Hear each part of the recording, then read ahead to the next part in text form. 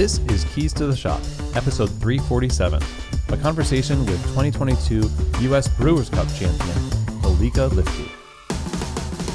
Well, hey everybody, and welcome to another episode of Keys to the Shop, where we give you insights, inspiration, and the tools you need to grow as a coffee service professional. My name is Chris DeFirio. I'm your host for the show. Always happy to have you along, and I really hope that you subscribe to Keys to the Shop. Wherever you get this podcast right now and wherever you are listening, just hit the subscribe button and you will be automatically updated with new episodes as they come out. You'll never miss any of the great content. And if you could also share these episodes with a friend, this is the number one way that Keys to the Shop grows and spreads the message that is contained in these episodes is by you sharing about Keys to the Shop to your friends and family and coworkers and everyone else. Go out on the street and just tell people about Keys to the Shop. That would be really awesome. Now, if you are in need of coaching and consulting, you need an advisor to help you through a project or problem solving in your cafe, whether you're just starting out or you're an existing operator that's looking to level things up, then there's a lot that we can work on together through Keys to the Shop Consulting.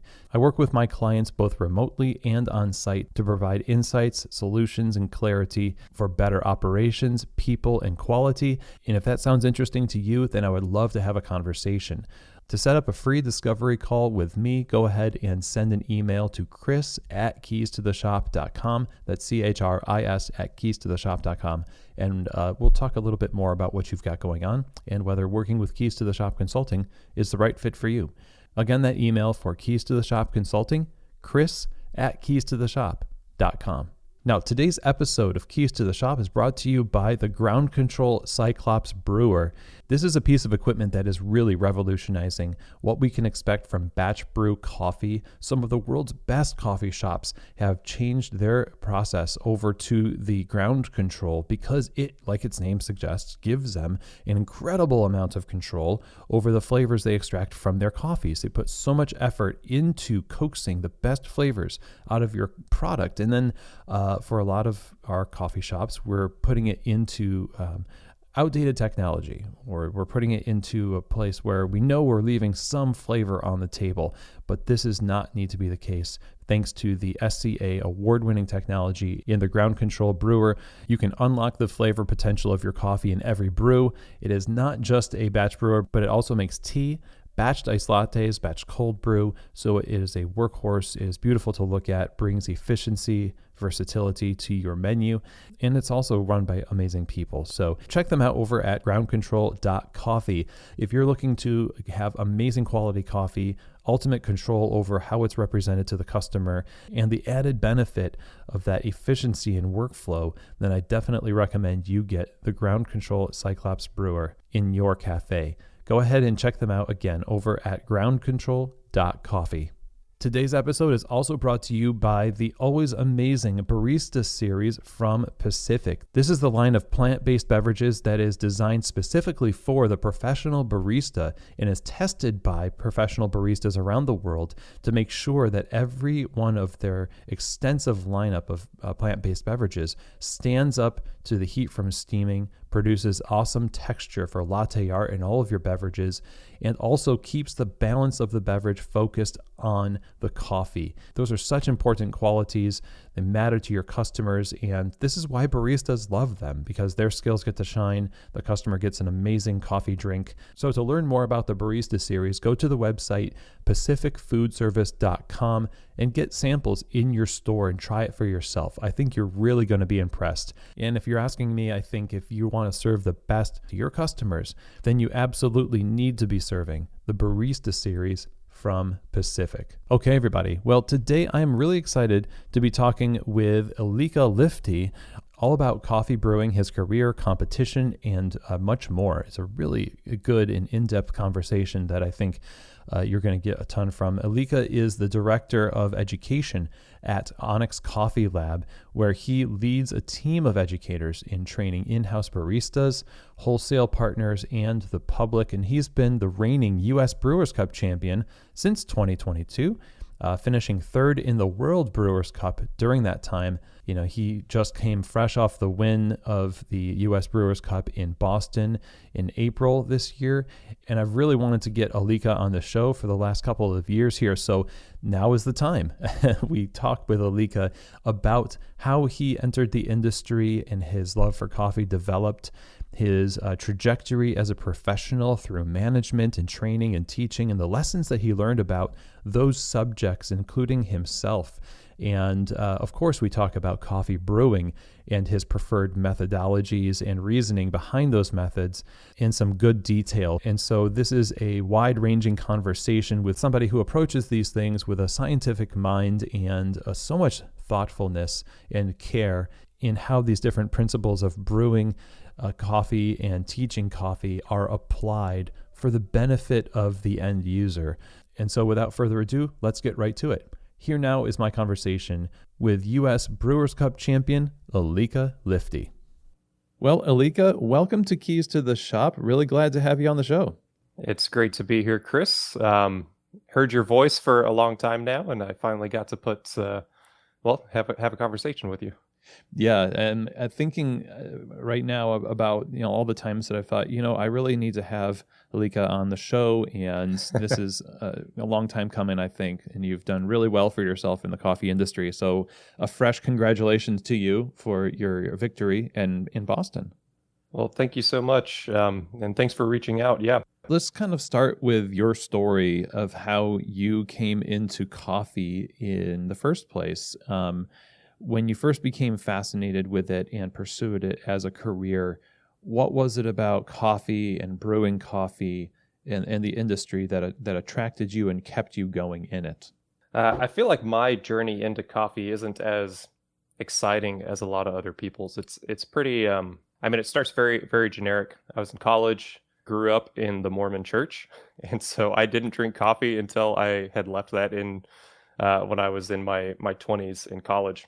And as I worked at a restaurant with a coffee shop, I had a friend who was really into a couple other what I would consider specialty cafes there in the area. And so we would drink coffee over there. We would, get single origins from Starbucks. And so I got involved just because it was a job and I liked the people that I worked with. And as I went to a different school, here in Arkansas, actually, a little bit south of here, I got to try Onyx Coffee Lab for the first time. And so for me at the time, I enjoyed the environment of coffee shops because they provided enough distraction for me to do my homework or write a paper. But because Onyx was a little bit of a commute, it wasn't. I wasn't often going to run into people that I knew who were going to distract me from my homework. And it was at that Onyx, the one we used to roast out of the Onyx Coffee Lab in Springdale, Arkansas. And so Mark Michelson, 2017 US Roasters champ, would be roasting there in the front of the Onyx Coffee Lab. And, I walked up to the register and the manager at the time was like, "Hey, welcome. What can I get for you?" I was like, "Oh, well, I don't know, that you got lab in the name. That sounds pretty crazy." Very I was studying biology at the time. Yeah. I was like, what does it mean? What are y'all about? I want to have what you think is good. It's like, "Well, what do you usually drink?" I was like, "I drink black coffee. I drink mochas. I drink chais. I just want to drink something good." It's like, "Oh, well, we have this delicious Kenya Kamwangi. We're brewing it out of the Clever Dripper. It tastes like orange." And at the time, I think John or the owners would turn their noses at this old roast profile, but at the time, I think the coffee had notes of orange and tomato, which the classic Kenyan profile that took a long time for people to get better, anyways. I think at keeping that out of the profile. But I was like, "Oh no, I just want black coffee. I don't want oranges and tomatoes in my coffee." He's like, "Oh no, it's just black coffee." So that was my first experience trying a really good single origin coffee, and there was a lot of flavor in there. And so, like I said, pretty generically, it was I first got into coffee as a beverage. It was like, wow, I really like this. I'm going to start buying beans. I'm going to start learning how to make it in my dorm room and things like that. And as that progressed, and as I grew, it was at a time a pretty big, life change, leaving the Mormon church and moving to a new state. Yeah, so I was just kind of floating around trying to figure out what I wanted to do, whether I wanted to continue working at the job I had, whether I wanted to um, move into a different direction, whether I wanted to change schooling, continue schooling. And ultimately, it came to a point where I was like, well, I really enjoyed my time in Northwest Arkansas when I was going to school over there. And I love the area. Wow, look at this. Onyx Coffee Lab is hiring. And so I threw in an application, got an interview, ended up getting the job, and got hired as a barista back in 2015. So, I mean, it started out like, I just wanted a job to move back to Arkansas. And I had a few other places in my list, like, well, I could go up to Kansas City. Maybe I'll go down south to Tulsa or Oklahoma City at the time. And I was like, but Onyx and Northwest Arkansas are my first choice. So let me try that. I work in a coffee shop for a while, move back to the area, and then figure out what I want to do with my life.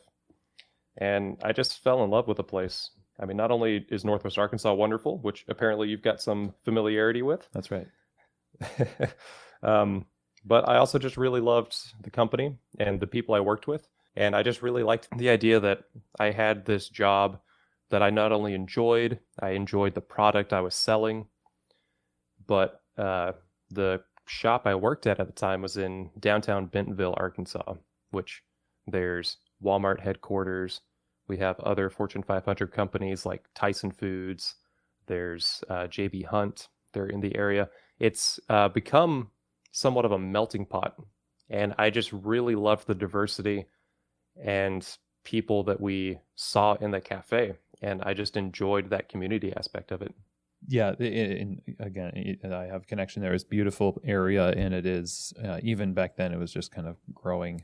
And when I say back then, I mean like early 2000s, late 90s. But your, attraction to the area and to the job is, it's something that a lot of people find once they get behind the bar of a growing organization that's dedicated to quality. It just kind of it ticks a box in their soul, so to speak. Yeah, for sure. So I'm curious, like in that moment where you decided, I really love this and want to continue on, was it a decision that you made where it was just as extreme as saying, like, this is what I will do with my life, this is my career path? Or was it just kind of assumed but not so explicitly stated? Oh, no, it was a decision. Not even into a year that I had spent with Onyx Coffee Lab, I decided that, I want to be involved in the coffee industry in some sort. Both, I had a teaching background. I was a tutor in both high school and college. I mean, I loved science, even if I wasn't always the best student. But I just fell in love with coffee as a product. I fell in love with our little coffee industry there in Northwest Arkansas. And especially I fell in love with Onyx as an organization and Northwest Arkansas as an area. And I decided, well, I want to stick with coffee. I enjoy it. I have freedom in doing this, and I have freedom to leave if I decide, but I'm going to dedicate myself to this. Excellent. So now, in your path of learning about coffee, you're connecting different aspects of your past as a teacher, and you're a lover of science, and I'm sure that all, like you say, played into this. But I'm curious how soon it did, because you were a barista at first, and so you're just in a discovery phase. At what point did you start to become someone who taught coffee rather than somebody who was learning about coffee? I'd say around 6 months in to being a barista. At the time, we hadn't expanded the managerial side that we have at Onyx now. We just had managers and assistant managers. We didn't have shift leads at the time. But I kind of fell into this shift lead role where I would just naturally on shift try to help the new baristas, like skip the growing pains of learning how to do stuff, or like the tricks to doing things really well. But also early on, I mean, my first review, at Onyx, I said like, hey, I'm interested in management. I'm interested in moving forward in the company. I don't exactly know what that looks like, but I'd like to be here long term. And so if there's opportunities that arise, I'd be interested in trying that out. And so yeah, I was a barista at our Bentonville location for a full year, and I did have the benefit early on when we were opening this cafe. We had they were moving over some baristas from the established cafes to be espresso drink makers and things like that. And so the idea was that I would just come in as, register, floater, food, and got trained for pour overs at the time. But when one of the drink makers decided to actually leave, they needed new drink makers. And Dylan Siemens, 2017 US Brewers Cup champion, the head trainer at Onyx for, golly, almost 10 years, it feels like, was actually was like, well, Elika did really well in training. Like, we should bring him in for drink training, espresso training. And so I got more training like through the Onyx coffee program really early on that I think a lot of those baristas didn't. And so I saw the benefit that it helped me.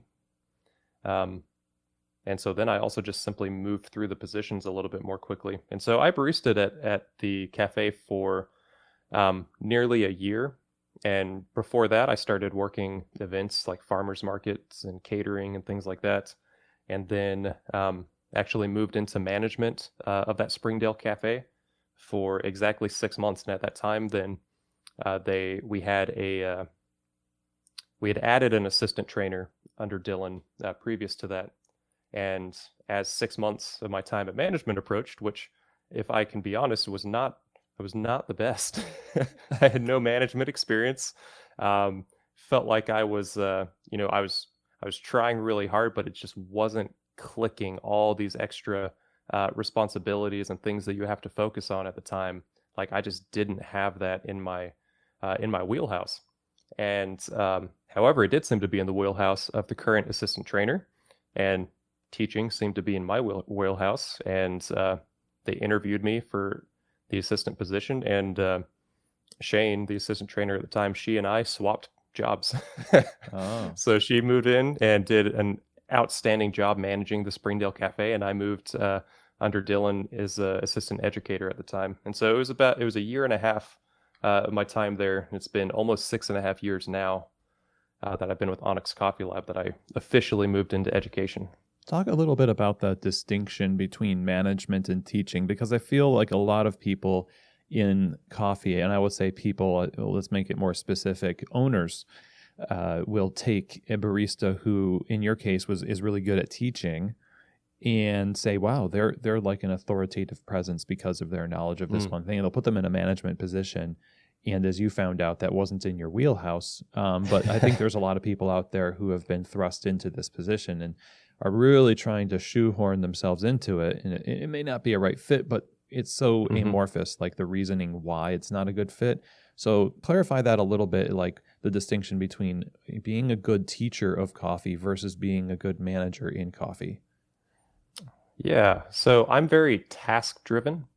And so at working behind the bar was a really good fit for me because I have my task: make good coffee, keep the coffee good, and keep the shop clean, and provide good customer service. Like, these were tasks that I could get really good at. Moving into management, you have a little less of that specific, you have more tasks. You're not always as just hyper-focused as, oh, I'm just behind bar and doing my job. If you're behind bar, you're also thinking of, okay, I need to clean these vents. On Tuesdays, I got to go check my inventory so I can order cups. I've got to do this, I've got to do this, I've got to do that. And the transition in there, not having a management background, I didn't have either the experience or the systems for me to organize all of this information. I tried to be very task oriented, where it's like essentially just a big list of things that I need to do. And it makes it very difficult to prioritize things, or it made it difficult for me. So like teaching and educating, to me, I'm able to be more hyper-focused on the progress of one barista, or 6 to 10 baristas at a time. Whereas in management, you have to think, you have to maybe lose a little bit of focus in one area in order to keep the shop running and have enough cups for the rest of the week. No, and at the time, I found that very difficult. Yeah, I feel like there's an element of your love for science at play here as well, where if the variables are always changing and with management, there's people involved, and Right. there's also fires to put out, and the known entities that you're managing, hence the name, will change week to week, and as opposed to something like coffee, which has its own set of undulating variables, if you will. It's a weird phrase, but the the known entities are a little bit more known, I suppose. And so, yeah, I like the way you put that, where you have to, I don't say lower your expectations, but you have to be willing to let one thing suffer. It feels like you have a little bit more of an ideal that you're shooting for. So it's like a much broader focus that was difficult for me to grasp at the time. Okay, so now in your position as a teacher, I mentioned earlier how you're not, like when did you start teaching and not learning? Of course, you were learning about coffee as a teacher, I imagine, as for sure. we all continue to learn about coffee. So what were the lessons that you started to learn as you began to learn how to help people learn coffee? So the training program at Onyx Coffee Lab originated out of Dylan Siemens. He became the trainer at Onyx Coffee Lab when there was only the single cafe, and he went through SCA courses. He was an instructor for SCA as well. I believe actually there were a couple other baristas at Onyx at the time, and so it started with just customizing SCA programs to fit our individual cafe. And over the years, it started to become even further individualized until it was hardly recognizable as an SCA program. And so it started because I hadn't gone through all the training at that point, where I was simply reading. Well, actually, this is kind of funny. At the time when I transitioned into training, all of this stuff had just been in Dylan's head for like 3 years at this point. Like, because he was the only trainer and had evolved these programs over several years, he actually didn't have a ton of written materials for the training program. And so one of the first things I did when I became assistant trainer was watch his courses and make notes, almost like a rubric that I could follow of okay. And then he spent about this much time on definition of coffee, and then we moved into a new topic. And so first I just made a list of all the things he talked about, and then tried to highlight what the really important stuff was. And then as we went over these notes, we developed an actual program for the class. Oh yeah, let's make sure we're hitting these big points, and then these are points that we're a little bit more flexible with. And so it started with simply regurgitating all of Dylan's information. And then once we actually had that written down, we began to refine it. And then I finally started to customize that information as I began to learn more and become a better teacher and learn how people learn. I think that's one of the biggest keys, is to not only understand how you learn, but how other people learn. Because to me, the point of barista education is not to just show off with how much you know about extraction, but it's to get somebody from point A to point B and give them the tools to retain that information, and hopefully the understanding of why this information is important, and it's important to do things this way. And so not only telling somebody how to do something, but why to do it that way, so that should the need arise, they can customize that themselves. How much did the growth of Onyx factor into the way that you had to change the educational structure and the approach?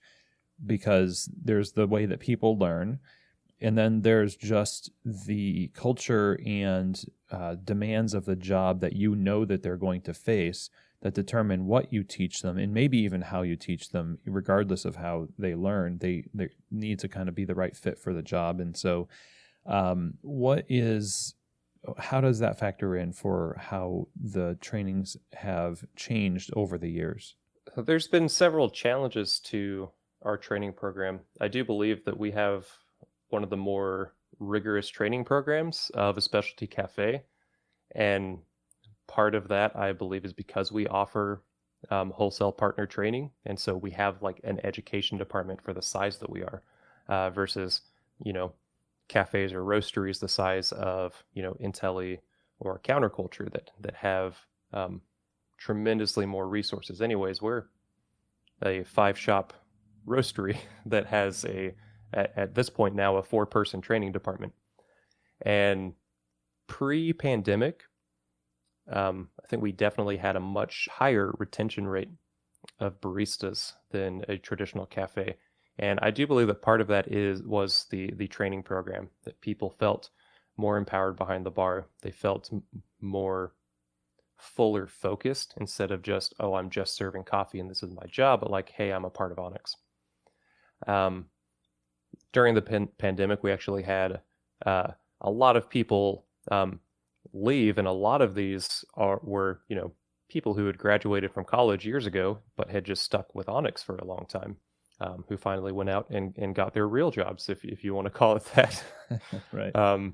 And so recently it's had to change again, because now we have much younger baristas, like younger overall, and newer, less experienced baristas.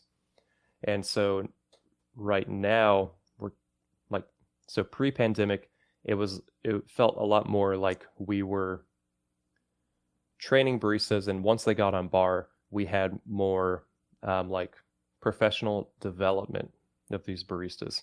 And now it is a lot more ground up training. And so we've had to reevaluate this ground up training again, because as we have a higher number of new, young, inexperienced baristas coming through training, we're seeing some cracks that in the program that were filled by these experienced baristas in the cafes, helping these new baristas learn. And so now without that help, I guess, from these senior baristas, I'm trying to come back in and say, okay, this is where we're missing. This is where we need to spend more time in this program so that these younger baristas are more equipped now that they get into the shop. So I think our training program is still growing. It's still learning. We're still learning as a department. I'm still learning how to develop programs and help with both retention of information and hopefully retention of baristas. So I don't think there's I don't know that there will be a point where it's like, oh, this is how we teach the class and we're going to teach this for the next 10 years. I think it should grow because the industry changes, baristas change, and I want it to remain a little fluid in that way. Yeah, I don't think it can help but be fluid, and ironically so. The right. Idea of having senior baristas pick up the slack for what's missing in a department or an educational process that needs another iteration is actually something that a lot of people rely on, instead of right. saying, oh, look at that, we need to make a systemic solution for this. Rather, they just say, we just need to buy more Band-Aids. So I like the approach of saying, oh, this is a point of data that shows us that we need to innovate something further in order for that not to be just the permanent / temporary solution that just keeps on moving. Right. So in this process of learning how to teach and learning so much about coffee in the process, you've got an incredible resource list available to you of coffees and processes and of brewing and methods. Talk to us a little bit about how you started to zero in on your favorite types of brewers for making coffee for yourself, and how you started to pursue competition in that process. That's a fun question. Wow. Yes. So I'm a pretty competitive person, and that runs in the blood of so many people at Onyx Coffee Lab and those associated with Onyx Coffee Lab. I mean, you just had Morgan and Lance on this show. I mean, Andre Allen, Dylan Siemens. There have been a lot of competitors at Onyx Coffee Lab. And so competition, yeah, I was a college track athlete before I destroyed my ankle in a pickup game of basketball. Oh no. And so I have that competitive spirit. And so once I learned about coffee competitions, I was very interested in that. And it started simply as, well, I like being competitive. This is a competitive thing. Like I would like to get better at this. And that perspective has definitely evolved over time. As far as making brewing like myself and taking ownership over that, I mean, it started with that training for the downtown Bentonville Cafe back in 2015. I was making pour overs at home at the time, and so I thought I was pretty good at it. I actually had competed at a little Brewers Cup in a small cafe in Springfield, Missouri, and I got second place. Let's go. I was just a home barista at the time. But I didn't really know what I was doing. I was like, well, I know what ratios are. So I've got my ratio for this coffee I bought, and I'm just going to decide to pour the water the way in 5 times, because 5 makes sense. Why not? So I didn't understand all of the details. And I think that moving into Onyx Coffee Lab and getting trained by Dylan and having to, for the first time, adjust what I was doing from home to meet a different need was really helpful, because it was like, I thought I was doing a good job. Why can't I just do this recipe in the bar? It's like, well, are you going to go to Olive Garden and tell them how to make shrimp scampi? It's like, oh, I guess not. It's like, no, we do it the Onyx method.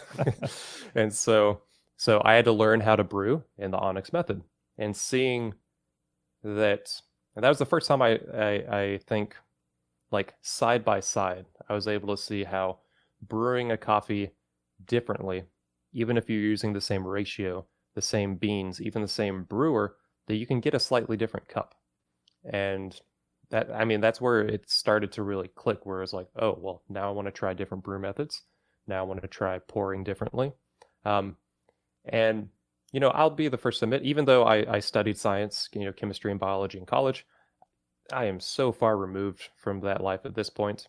Even though I find joy in reading some of the articles from UC Coffee Center, it's like I get very lost very quickly, and it takes me a long time to digest these things.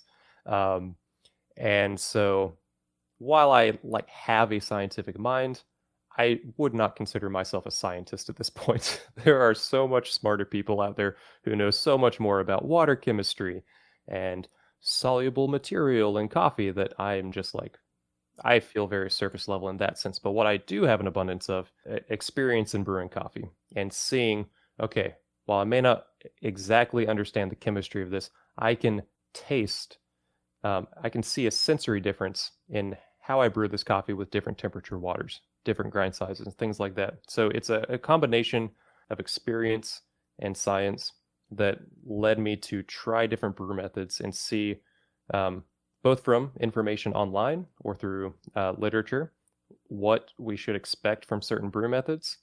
And then finally, making that my own. It was like, okay, well, I prefer having a lot of control over a smaller amount of coffee. And so I fell in love with the Kalita Wave, because it has a short and flat brew bed. It's more even. If I pour evenly, I don't have to worry as much about consistency with a cone shape. So long as I pour even, it's going to drain even. I'm going to get an even cup. And then I can make other adjustments to highlight acidity or highlight this. So, I think I am known for flat bottom drippers. Some people think I hate V60s. That's not the case. I just sometimes I guess it sounds like that.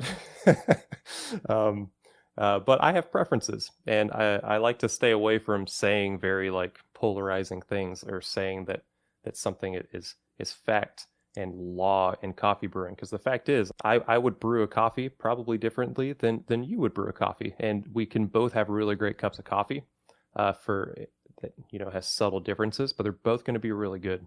And just because I would approach it differently doesn't mean that my way is better. It's just that I'm more comfortable controlling that coffee in the way I do.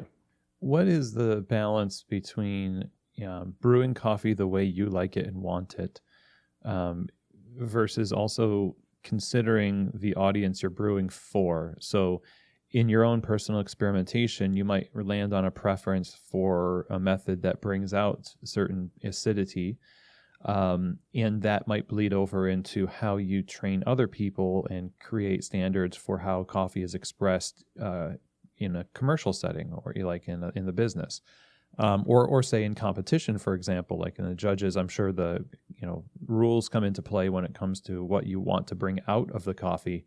Mm-hmm. So when you're thinking about how you brew a coffee, how do you balance the contexts in which that coffee is being consumed with how you're brewing it? So I view that as a form of customer service. If I'm training a cafe and they're in an area where they feel like their customers want a stronger or more traditional cup of coffee than I would like to brew, then I'm going to help them achieve that cup, because that's what their community wants and that's what they want. And it's not my job to tell them, oh no, but more acidity and clarity is better. It's not better, it's just different. Now, yes, it is better from a competition perspective, but from a service perspective, you want to serve coffee that people want to drink. And if the people that are wanting to drink your coffee in your area are putting lots of cream or sugar in it, then you need to make decisions to where your coffee tastes good in cream and sugar. Versus, yeah, absolutely, from a competition perspective, I want to have the judges feel like what I am doing to the coffee not just objectively makes it taste better, but like tastes better for them. Like, I think you, judge, will like this cup of coffee because of these things. And part of that can simply be how best can we explain what we are doing, tying into both training and competition. My favorite professor back in the day, he and I have no actually idea if this was an original quote from him, but he taught us that if you can't explain something in the simplest of terms, then you don't truly understand it. And so when I am training, I don't try to use a lot of big words. When I'm on competition stage, I want to distill what I'm doing down into the simplest of terms. It's like, so that if you were just listening or watching or sitting in the chair across from me, even if I didn't go into all the details of why something works, that you have a feeling of like, he did this and this is what it's going to be like in my cup. And so if I do go to this cafe that wants a more traditional cup of coffee, I can brew them one and be like, okay, this is the standard that we have at Onyx. This is how we're serving our coffee.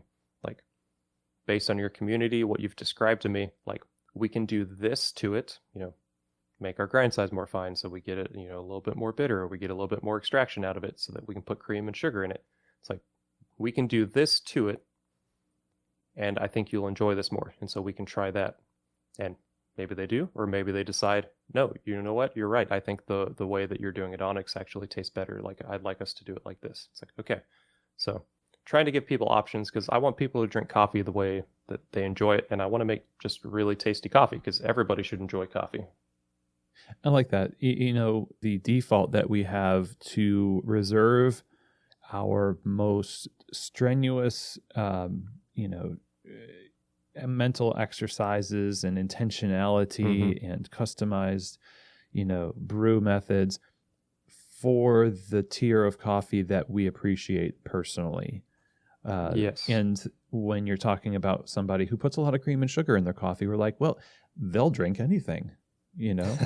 And so why are we going to knock ourselves out trying to customize the way we brew coffee when if that's what they're doing, then why concern ourselves with nuance and all this stuff?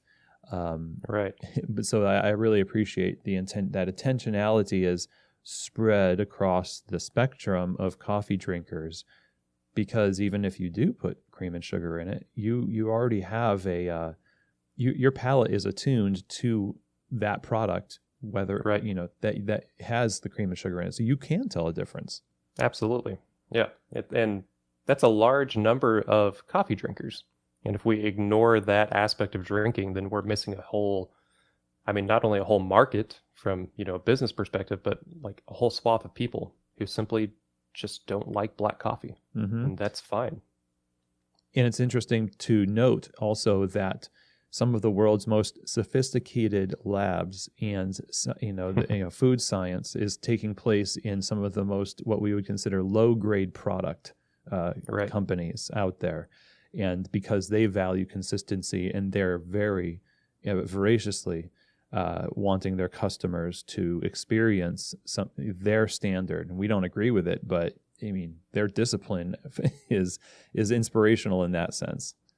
Yes, absolutely. So now, in terms of competition, you're known for the Kalita, of course, and then you're also known for the Mellow Drip and your customized 3D printed, laboratory solutions for how to make it better for yourself. So you're just like flat bottomed everything. Yeah, right? Yeah, everything flat.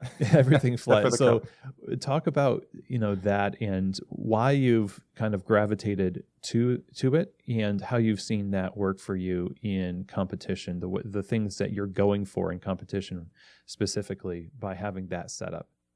So like I said, I started wanting to compete for the sake of competition.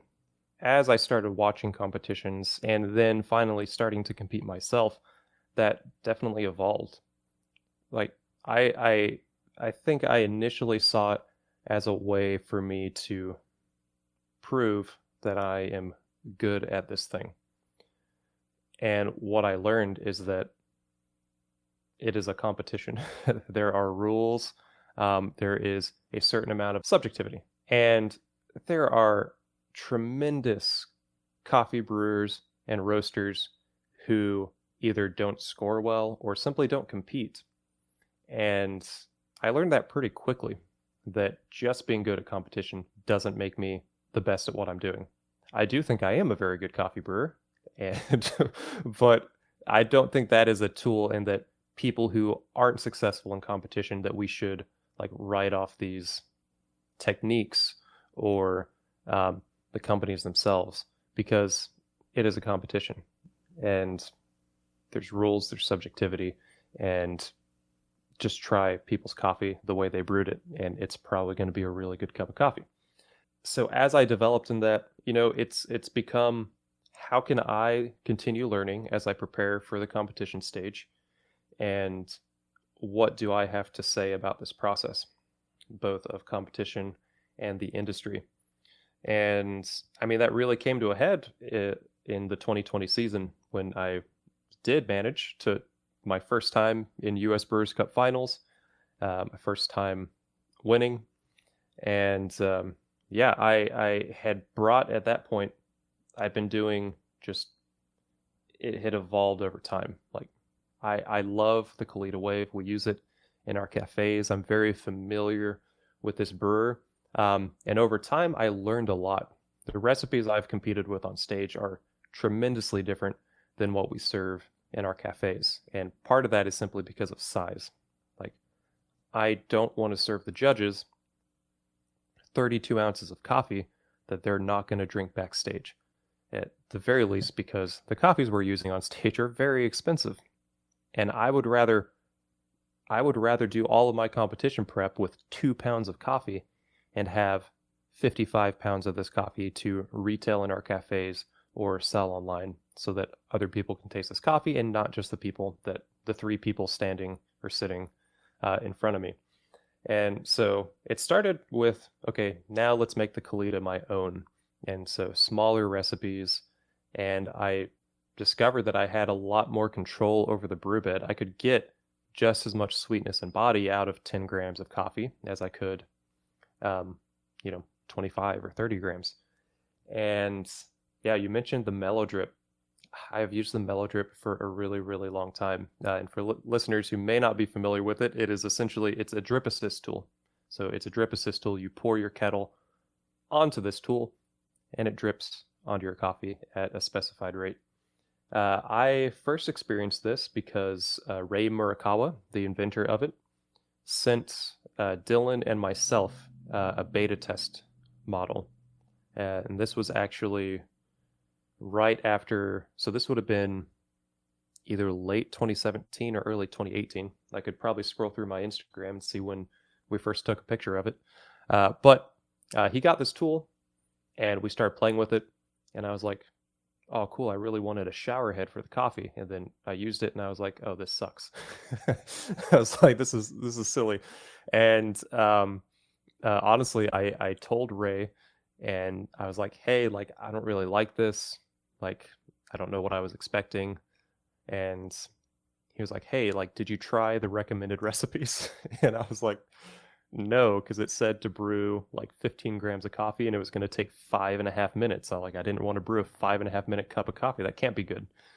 And so I went back, I grabbed this coffee, this El Salvador Santa Rosa honey processed coffee that I loved at the time. And I followed the instructions for the mellow drip because the idea is that it's not reducing agitation. I mean, it is reducing, but the point isn't to reduce agitation. It's to direct the agitation and specifically prevent the discharge of insolubles that mask our palates. And so I followed his rules. I ground super fine. I brewed for 5.5 minutes.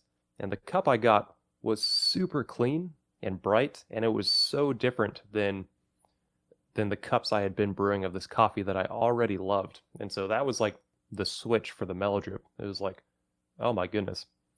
Like, this just absolutely elevated this coffee. And so yeah, since then, so 2018, I started using the mellow drip. I used it in the first prelim competition that I competed in, which I actually won, which was super, like, I was so excited. I like, if I could measure the excitement I had after winning my first like professional Brewers Cup competition, like compare that to actually winning US, they might be the same. But moving on from there, it was difficult to learn because when you're making so many other mistakes in competition, it's hard to know what to fix and how to fix it because you're debriefing with judges, but they're not coaching you. They're not telling you how to fix what you did or said, how you could present better. And so it took a while, and the mellow drip evolved over time. So first, it's this handled drip assist tool, and I was dripping as I was moving from brewer to brewer.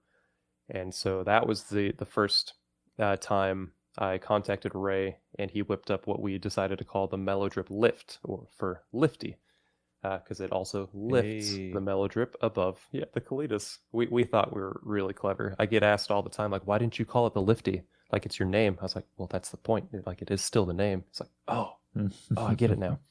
But so it started with that idea of like, I just don't want to hold it in drip between brewers. And what we discovered is that consistent level of agitation then allowed me to be super, super consistent from cup to cup. And so I've just kept using it. Like, I fell in love with brewing that way. I've developed a ton of different ways to brew coffee out of that method. And yeah, it's just finally evolved into what, this printed model and the cups I served at the 2022 US Brewers Cup, where I feel like I'd like put together everything that I'd learned. All the stuff that I had developed over time had just been refined up to this point. Like, if you look at my recipes and how I brew, it's very similar from that competition as it was in my prelim like 3 years ago. But it's just so much more refined, and the recipes are so much more intentional. So what is your go-to recipe now in terms of your setup at home? I'm curious. Historically, it's been the Kalita Wave, but now working with MK Ceramics out of Copenhagen, the Elika Liftee MK drippers, which now all of the MK drippers have the larger flow rate that mine does. The downside of the Kalitas that a lot of people complain about is the choking of the filters. And in the ceramic and stainless steel, it's because of that ridge not properly keeping the filter above the drain holes and reducing the surface area that your coffee is actually draining through and clogging that small surface area. It's the same reason that the Stag is prone to choking. So the glass Kalita Wave and the Tsubame or Tsubame has a bubble at the bottom of the dripper, and that better keeps the holes clear from the filter, in addition to providing more surface that the water is running down. And so the MK dripper has this bubble, so it prevents choking anyways, and then you just add larger drain holes. And so you have the flow control now of a cone dripper like a V60 or an origami, but now you have the rigid flat structure of a Kalita Wave. Versus, an origami can sag a little bit if you add the flat filter in there. Same with the April dripper. Not that those aren't going to give you still really good cups, but I really wanted that control and that rigid structure that wasn't going to change through the brewing process.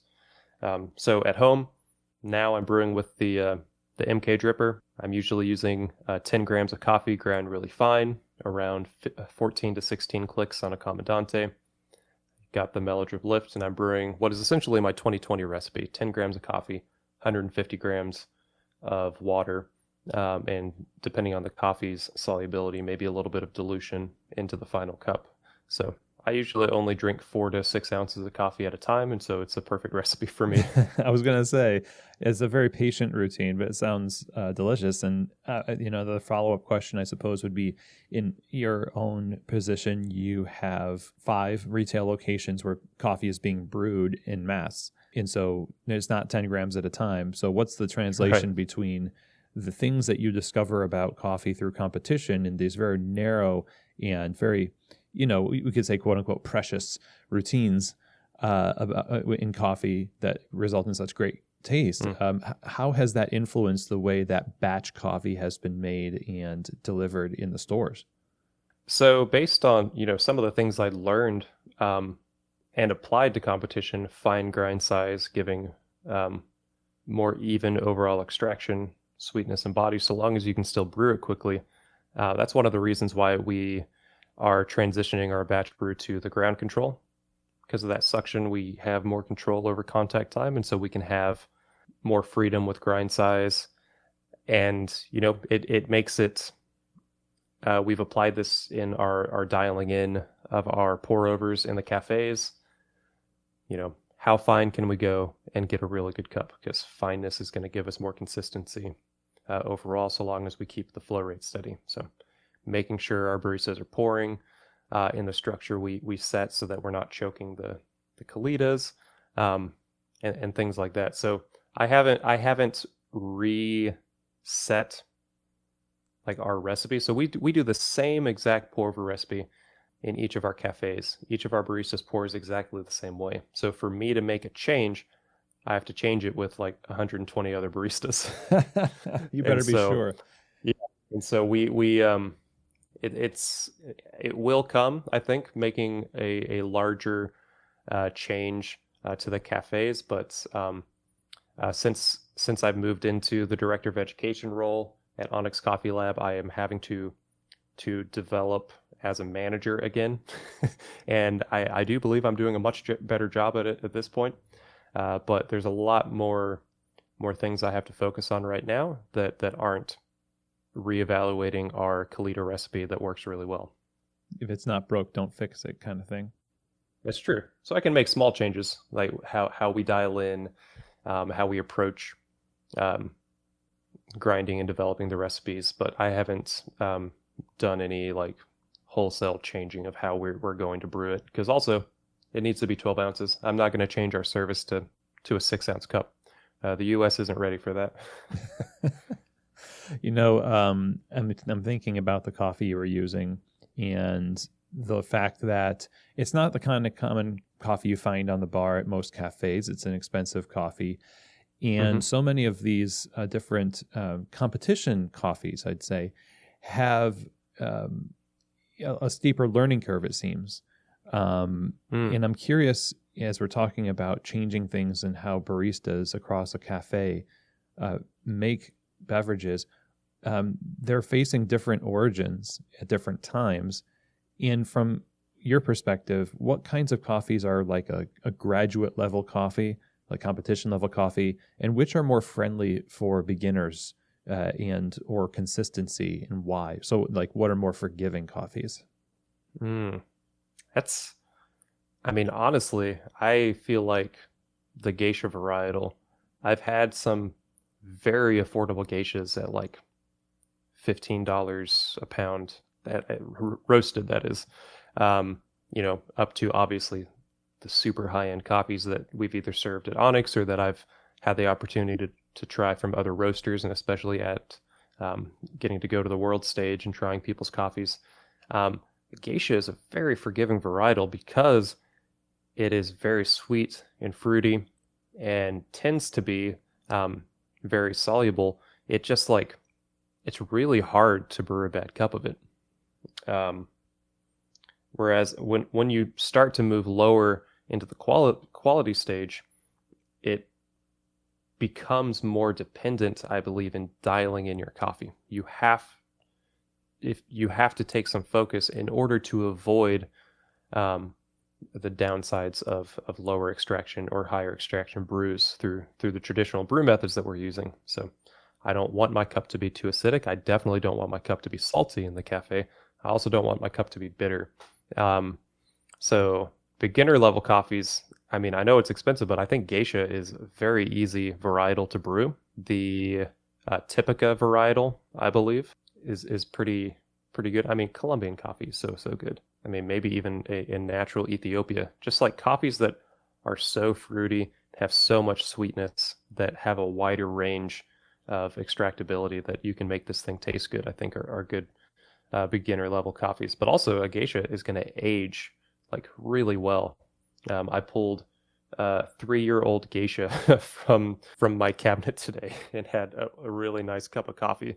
And so even though it was, an expensive coffee at the time, and has definitely lost a lot of its vibrancy from the past, it was still a really good cup.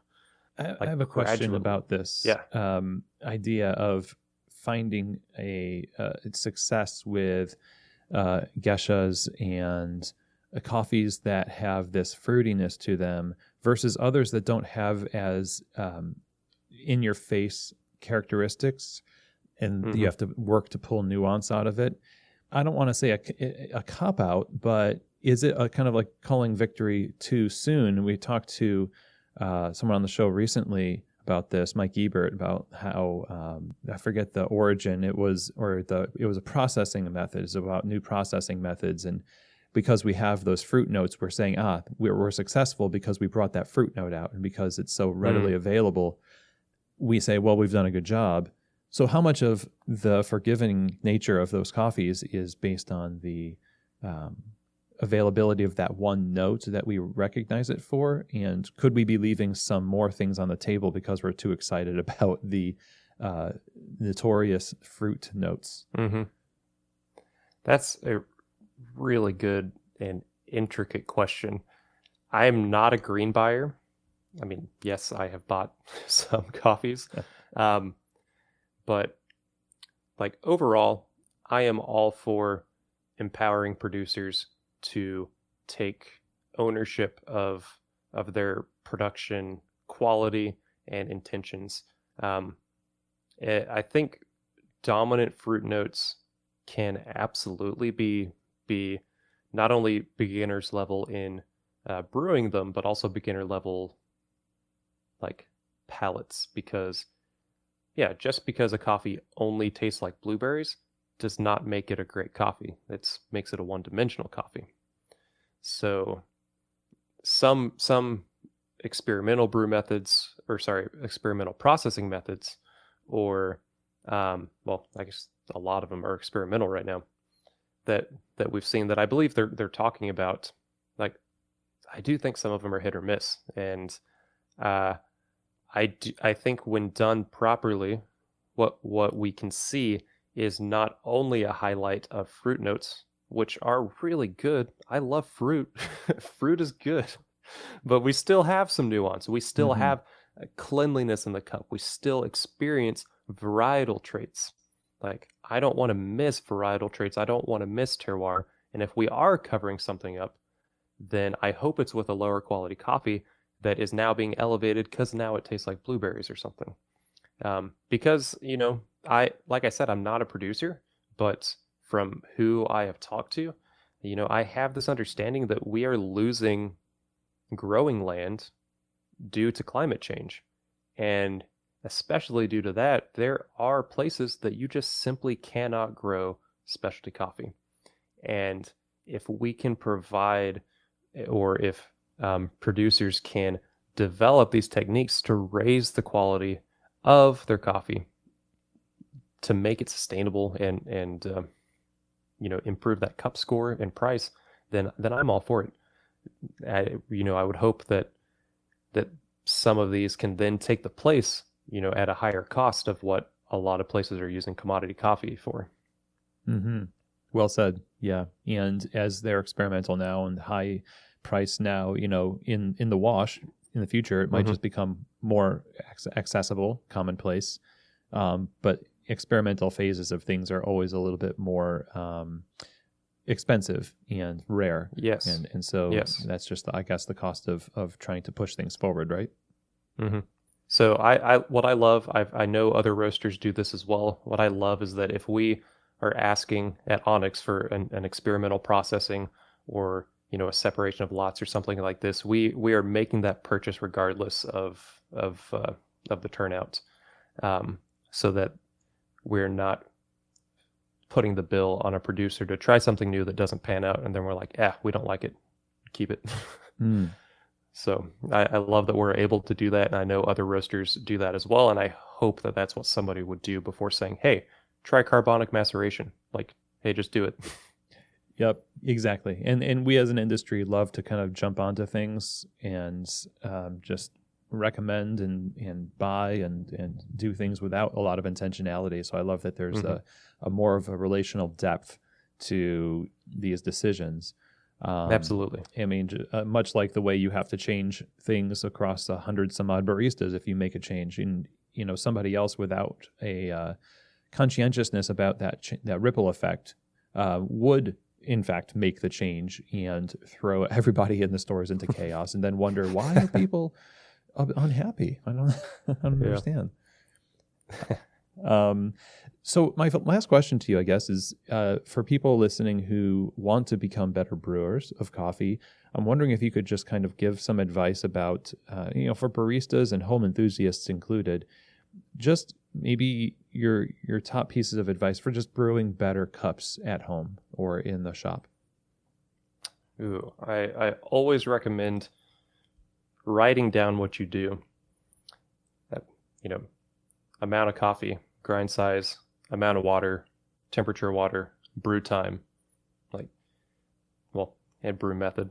If you are recording your variables, then not only are you developing an understanding of what things are doing to your cup, but then if you want to replicate that cup, you know exactly how to do it. It's so common for me to hear somebody ask me, hey, I got this coffee and it tastes bad. What should I do? I'm like, oh, well, what did you do? And they're like, I don't know. So, well, well, I can't help you. And so, learning to record your variables will help you improve consistency, because that's, the biggest key in customer retention is consistency. That's one reason why I haven't changed these recipes, because I want somebody who orders our Kenyan coffee in our Fayetteville location, that it tastes the same as when they order it at our Bentonville location, because we're doing the same recipe with the same coffee. I don't want today we decided to do a 1-to-3 ratio AeroPress. It's like, no, we do Colitas. Nice. So recording your variables, because then if something doesn't go right, you can change one of those variables and make an adjustment. So I would also encourage experimentation. The first brewer I started experimenting with was the Clever Dripper, which just, gives you this closed environment. You have a really excellent point to start testing. What happens if I do the same recipe, but I change my water temperature? Or what if I do the same thing, but I grind different? Or same thing, but I drain it at a different point in time. So you're able to isolate variables in that way, and you get a really good understanding then of how to dial in coffee in the future and how you can make simple changes based on that. That's really interesting because consistency in tracking and writing things down seems to be a thread with people I talk to in terms of how to improve. I love what you said about, well, what are you doing? I mean, that could be put onto anything you do in terms of coffee. Yeah, of course, brewing. But what about relationships and management? Like, why are people upset? No, absolutely. Well, what did you do? I barely know what I did yesterday. So how do you... And that's what I'm slowly beginning to learn in management. It's like, okay, this keeps happening. Okay, what did I do, and how can I prevent that? Nice. Yeah, you're extracting your management style. So, what is the next step for you in preparing for Worlds? Repeating at US is so difficult, especially with a really quick turnaround. I definitely took a different approach to the US competition than I have previously, with simply the hope that my experience and that this would still be good. I experimented with some things in this competition. I had mentioned that I really like to give a message or teach something in some way through my routines. In previous years, it was explaining the mellow drip and how we can use it to increase extraction efficiency and consistency. Last year, it was a blend of that and with a really hard hit on sustainable practices, both at the producer's level and from a barista level.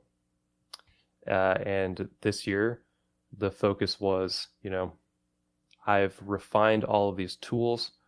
I want the judges and the audience to feel like I worked really hard to make their cup of coffee the absolute best that I could because of all these intricate things. So I wanted to do a lot of intricate things, which I did, but present it in such a way that it was really enjoyable, that they weren't bogged down with information, but that the focus was solely on the cup experience, and that like draws you in afterwards. Like I've gotten questions afterwards from both competitors and volunteers and judges about almost like follow-ups, I guess. But I gave a presentation this year that I felt was that I wanted to give at Worlds, and so it's going to be a small refinement from what I'm doing. There's no promise that I'm going to use the same coffees. Although I really loved, I tried blending years ago in competition and it didn't go well. And then Matt Winton and Dakey did, first and second at Worlds, both with blends. And that's where I learned, you can talk about a blend in a Brewers Cup and not take away the focus from brewing. And so but what I did though is the first I've seen on stage of me intentionally brewing two different coffees differently to get a harmonious cup. Eugenoides is the ancestor of Arabica. It brews very differently from Arabica coffee, and I think it tastes best at these low yields of around 16%. So it was ground really coarse. And then Sudan Rameh is super soluble, and even at really high extractions, it simply amplified all of these great flavors when paired with Eugenoides. And so I ground it super, super fine and brewed these coffees together. And so I'd never seen somebody talk about, hey, I'm intentionally brewing these coffees differently to get a harmonious cup. And so I do think I can talk about that better. Very happy with my scores from US, but I do want to talk about that better. There's things I would like to refine. And like I said, the coffees may change, but the routine I could take that to Worlds, I feel like. Yeah, that's really cool that you did that. It's the ultimate post-roast blend. Mm-hmm. So that was... Which I love to do. I love finding our coffees and blending them. Oh, yeah. Yeah. I'm a big blend person myself, so hopefully, it goes very well. And, just by judging on, the level of thoughtfulness and intentionality, even just in this conversation, I think obviously you're going to do well. So it's really been fun to talk to you today. How can we stay in touch as you get ready for the Worlds? Well, Chris, it was absolutely great to talk to you. It may be obvious, I don't do many interviews. So hopefully you've enjoyed everything I've had to say and I stayed on topic. You can find me at Elika Liftee on Instagram, which is my only active social media platform. Just ELIKA LIFTEE.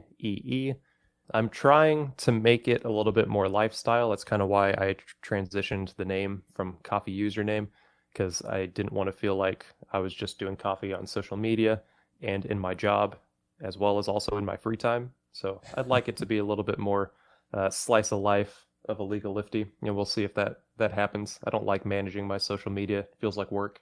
Right. But I enjoy meeting people over it, so I do put in some of that work. But yeah, you can find me there. I'm almost always at the HQ location in downtown Rogers of Onyx Coffee Lab. And really, that's all you can find me. Excellent. Yeah, tune into your Instagram for good coffee and whiskey content. Oh, absolutely. I'm so jealous to learn that you've lived in Kentucky for as long as you have. Yeah, it is quite ubiquitous here. Elika, thank you so much for talking with us today. It was really informative, and I think we got so much from this, and best of luck to you in the Worlds. Thank you, Chris. Thanks for having me. Okay, everyone. Well, I hope that you enjoyed that conversation with Elika. I love the approach that he has to coffee, which is this combination of science and empathy, I think. Just looking at what can we do to make coffee great and brew it consistently and amazingly, but also at the same time, put it in the right context for the end user, like he was talking about at the end of the episode. Just helping people brew coffee the way that they love it in a precise way so that they can enjoy coffee. I mean, that's the point of what we're doing. And the more we can achieve consistency in that, the better we're going to be as an industry for it. And I think the industry is definitely better for having somebody like Elika be in the position that he's in and the example that he's been as a professional to all of us. So a huge thank you to Elika for joining me on the show. If you want to stay in touch with all that's happening with Elika, you can follow him on Instagram. That is at Elika Liftee. Now, if you have any questions, comments, or feedback for me about today's episode or any other episode of Keys to the Shop, then I would encourage you to email me, chris@keystotheshop.com. That's also where you can reach me if you're interested in working with Keys to the Shop Consulting, chris@keystotheshop.com. Now, speaking of concern for the end user and making sure that what we're delivering to people is the capacity to produce something enjoyable again and again, Coffee Fest has been doing this for 30 years by resourcing coffee retail professionals like yourself with the tools and insights necessary to run great coffee shops that customers depend on. So Coffee Fest is coming up in Chicago very soon in June, then again in Los Angeles, and finally Seattle.